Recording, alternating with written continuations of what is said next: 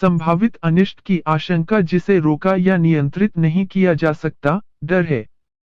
डर के तमाम रूप और गुण हैं, पर डर का व्यक्तिनिष्ठ होना उसकी प्रमुख विशेषता है।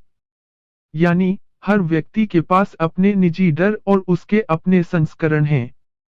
काफी कुछ प्रेम की तरह, अधिकांश व्यक्ति जब अपने अनुभवों के आधार पर अपने भविष्य की रूपरेखा बनाते हैं, तो वो अनजाने में ही अपने डरों से संचालित हो रहे होते हैं।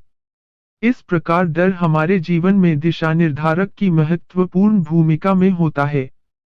असल बात तो यह है कि मानव समाज ही नहीं, संपूर्ण जीव जगत डर की मौजूदगी के चलते ही गतिमान है। यहाँ एक आवश्यक प्रश्न यह उठता है कि यदि डर हमारे अनुभवों को स्वरूप दे रहा है, तो डर को ज्ञान से भिन्न क्यों समझा जाए?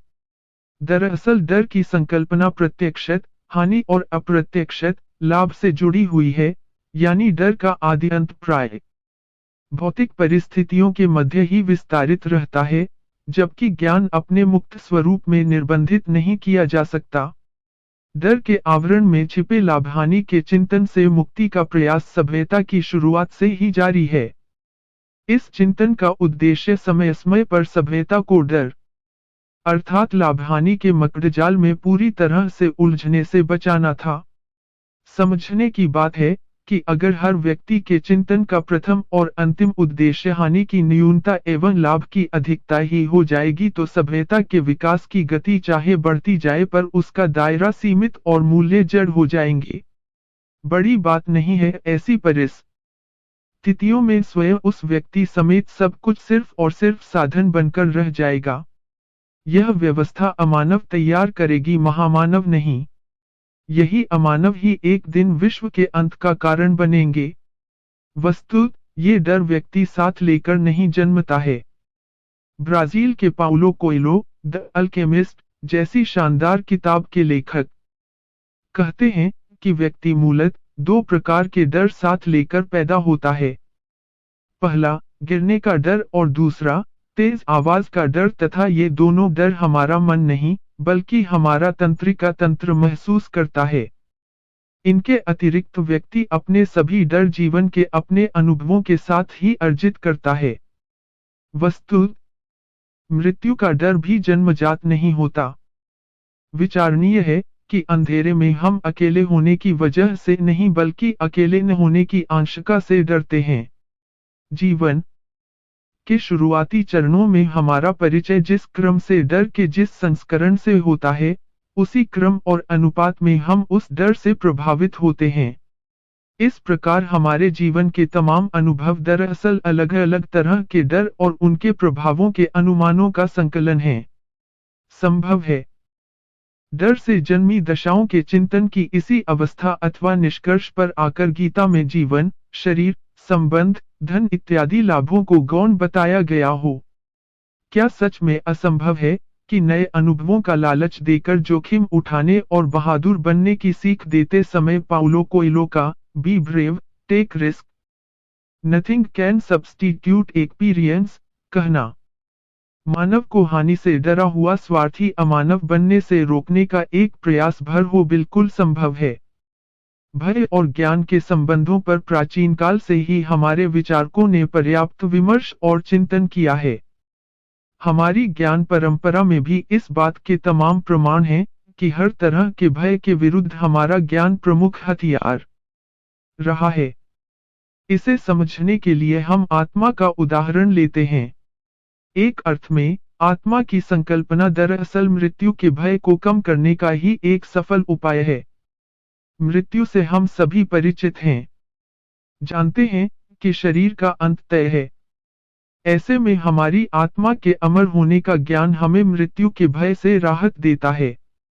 ये महज संयोग नहीं है कि आत्मा को मुख्य रूप से वही सहूलियतें मिली हुई हैं जिनकी हम अपने लिए कल्पना या इच्छा करते हैं।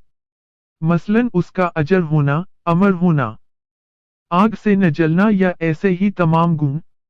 डर के संदर्भ में लाभ-हानि संबंधी विश्लेषण में एक अनूठी बात यह भी है कि हमारी परंपरा में हर बीती हुई बात को घटना कहने का रिवाज है। संस्कृति ने अपने दर्शन और विचारों को अपनी भाषा में गूंथ दिया है। जाहिर है कि भाषा संस्कृति की जुबान बोलेगी। फिर भी विचारणीय है कि घटनाएं घटती क्यों हैं, जुड़ती क्यों नहीं। शायद सब कुछ पूर्व निर्धारित होने की धारणा के चलते ऐसा कहा जाता हो। फिर तो जो हो चुका है, होने को है, उसका बही खाता जरूर होता होगा कि अभी ये बचा है घटने को। घट जाएगा समय आने पर। हमारे भीतर, हमारे इर्द गिर्द या हमसे बहुत दूर जो कुछ भी है, सब कुछ घटा ही तो है। यहाँ समझ ये नहीं आता कि घटने के बाद क्षरण क्यों होता है। फिर शायद क्षरण की विभिन्न प्रक्रियाएं और चरण ही असल मनोरंजन है उस बही खाते वाले का। आखिर क्षरण भी घटने की ही सूक्ष्म और चरणबद्ध प्रक्रिया ही तो है। कहा जाता है कि कविताएं रची नहीं जाती हैं, वो तो पहले से मौजूद होती हैं, रचनाकार बस उन्हें उजागर करते हैं।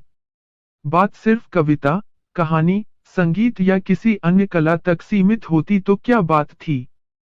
साहित्य, भावनाएं, प्राकृतिक गतिविधियां, नक्षत्रों की दशा, सफलता, असफलता, जीवन, मृत्यु, सब कुछ तो पहले से ही मौजूद रहता होगा फिर तो।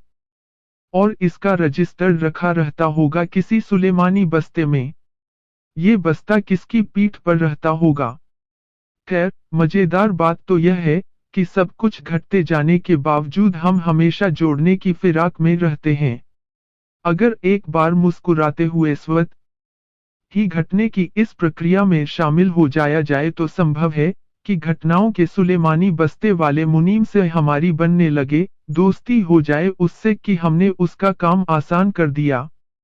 तब शायद हम घटने को लेकर भी उतना ही सहज हो जाए जितना जुड़ने को लेकर हम रहते हैं, और शायद ये भी समझ पाए कि जुड़ते वक्त भी दरअसल हम घटते ही हैं, और तब शायद इस समझ के साथ ही जुड़ने घटने के तमाम वहम और सुकून हमारे किसी काम के न बचें। यही तो मुक्ति है, न मोक्ष। यही तो है शायद मुक्ति का गूढ़ अर्थ। वास्तव में लाभ-हानि के विचारों से मुक्ति ही है। इसी को ज्ञान प्राप्ति की दशा भी कहा जाता है। पाश्चात्य परंपरा में डर की व्याख्या सफलता के मार्ग की प्रमुख बाधा के रूप में की गई है। उनके जीवन दर्शन में डर से संबंधित कथनों का विश्लेषण करने पर मसला भारतीय दर्शन से ज्यादा अलग नहीं जान पड़ता। हर बार जब पाउलो कोएल्हो कहते हैं कि जीवन को अलविदा कह पाने में सक्षम वीर ही जीवन की नई शुरुआत कर पाते हैं, तब यह भरोसा और भी दृढ़ हो जाता है कि हानि के डर को पराजित किए बिना हम असल नफे तक नहीं पहुंच सकते हैं, और असल नफा कुछ और नहीं, ज्ञान प्राप्ति ही है।